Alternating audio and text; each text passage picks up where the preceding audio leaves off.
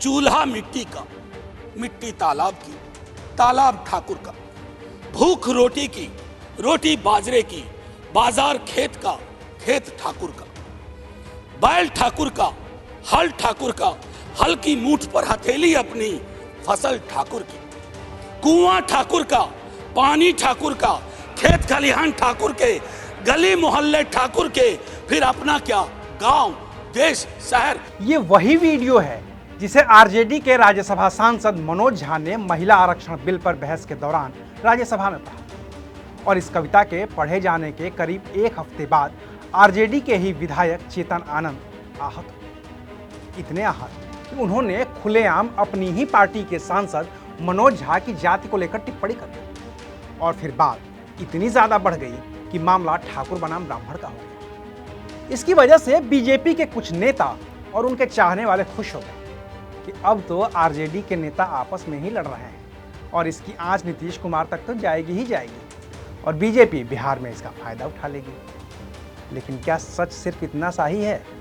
क्या यह सच है कि आरजेडी के नेता ब्राह्मण बनाम ठाकुर पर आपस में ही लड़ रहे हैं, या फिर ये लड़ाई महज दिखावे की है जिसमें बीजेपी को जातियों के चक्रव्यूह में घेरने की कोशिश हो रही है ताकि बिहार में ओबीसी के सबसे बड़े धड़े को आरजेडी लामबंद कर सके तो दूसरे धड़े को नीतीश कुमार, और फिर बीजेपी के पास इस चक्रव्यूह की कोई काट ही न हो। आज बात करेंगे विस्तार से। नमस्कार, मैं हूं अविनाश और आप देख रहे हैं अनकट। अभी ऊपरी तौर पर देखने पर तो यही लगता है कि लालू यादव की बनाई और तेजस्वी यादव के नेतृत्व में चल रही आरजेडी में ठाकुर बनाम ब्राह्मण का विवाद अपने चरम पर है। मनोज झा ने ओम प्रकाश वाल्मीकि की कविता पढ़ी तो ठाकुर नेता चेतन आनंद आहत हो गए और अभी हाल ही में जेल से रिहा होकर आए उनके पिता और बाहुबली ठाकुर नेता आनंद मोहन अपने बेटे के समर्थन में खड़े हो गए। लेकिन यह प्रतिक्रिया फिलहाल एक तरफा है।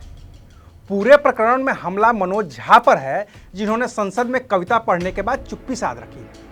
वहीं आरजेडी नेतृत्व मनोज झा के समर्थन में खड़ा दिख रहा है, क्योंकि संसद में पढ़ी उनकी कविता अब भी आरजेडी के एक्स हैंडल पर मौजूद है और उसे दमदार, जानदार और शानदार बताया गया है। तो क्या इसे महज यूं समझा जाए कि मनोज झा के खिलाफ दिया गया चेतन आनंद का बयान और फिर आनंद मोहन का उस बयान का समर्थन ठाकुरों की गोलबंदी भर है? ऊपर ऊपर से ऐसा लग सकता है, लेकिन जो लोग आनंद मोहन और उनकी राजनीति को जानते समझते हैं वो ये भी जानते समझते हैं कि आनंद मोहन को अपनी जाति के लोगों को एकजुट करने के लिए ब्राह्मणों के खिलाफ बोलने की जरूरत नहीं है। उनका एक इशारा है इस गोलबंदी के लिए काफी होता है। तो फिर चेतन आनंद ने यह बयान क्यों दिया है कि उनकी जीभ खींच लेंगे? अगर इसको थोड़ा भी बेहतर ढंग से समझना है तो आपको जातियों के मकड़जाल में उलझे बिहार और वहां की सियासत को समझना होगा। और इसको भी समझना कोई रॉकेट साइंस नहीं है। ब्राह्मण और ठाकुर को बीजेपी का कोर वोटर माना जाता है। नरेंद्र मोदी के सत्ता में आने के बाद ओबीसी भी बीजेपी के पक्ष में लामबंद हुए हैं और दलित वोट भी बीजेपी के साथ जुड़ा ही हुआ है। अगर एक लाइन में कहें तो मंडल कमीशन की वजह से जातियों में बटे हिंदुओं को बीजेपी ने फिर से हिंदू बना दिया है। लेकिन बिहार की कहानी अब भी अलग है। वहां अब भी हिंदू हिंदू न बनकर जातियों में ही बटे हुए हैं और अलग अलग जातियों के लोग अलग अलग पार्टियों के वोट बैंक हैं।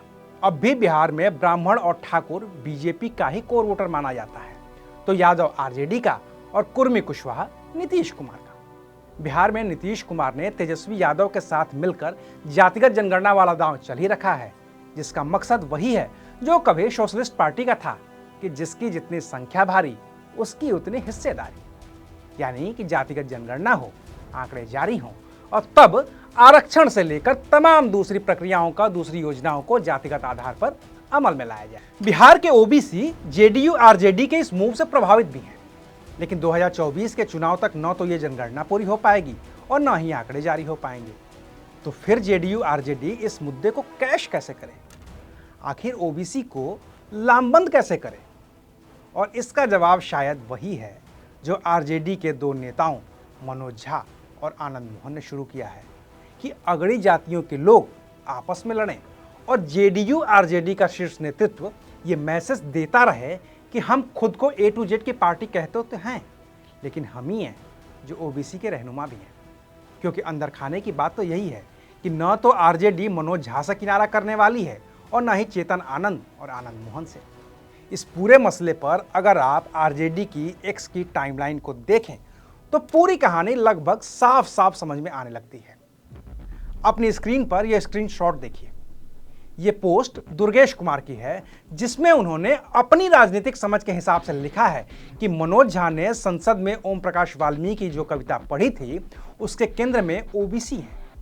और राष्ट्रीय जनता दल के आधिकारिक ट्विटर हैंडल से दुर्गेश कुमार की इस पोस्ट को रिट्वीट किया गया है। मनोज झा के बचाव में, या कहिए कि इस कविता के बहाने ओबीसी के समर्थन में जिसने जिसने ट्विटर या एक्स पर कुछ भी लिखा है, आरजेडी के हैंडल से उसे रीपोस्ट किया गया है। इतने बवाल के बावजूद मनोज झा के भाषण को दमदार, शानदार और जानदार बताने वाला ट्वीट अब भी आरजेडी के टाइमलाइन पर मौजूद है। तो जाहिर है कि आरजेडी तो मनोज झा के साथ खड़ी ही है। रही बात चेतन आनंद और उनके पिता आनंद मोहन की, तो नीतीश कुमार ने हर विरोध को झेलकर आनंद मोहन की रिहाई करवाई है। ऐसे में आनंद मोहन से भी न तो आरजेडी किनारा कर पाएगी और न ही जेडीयू। और जिस दिन दोनों लोग लालू यादव के पास बैठेंगे शायद मसला सुलझ भी जाएगा। लेकिन न तो अभी आरजेडी चाहेगी कि मसला सुलझे और न ही जेडीयू, क्योंकि जितना ही ये मसला उलझेगा उतना ही ओबीसी आरजेडी के पक्ष में लामबंद होगा और फिर बीजेपी को इसकी काट खोजने के लिए 2024 में और ज्यादा मेहनत करनी पड़ेगी। तो अभी के लिए शुक्रिया। आप देख रहे थे अनकट।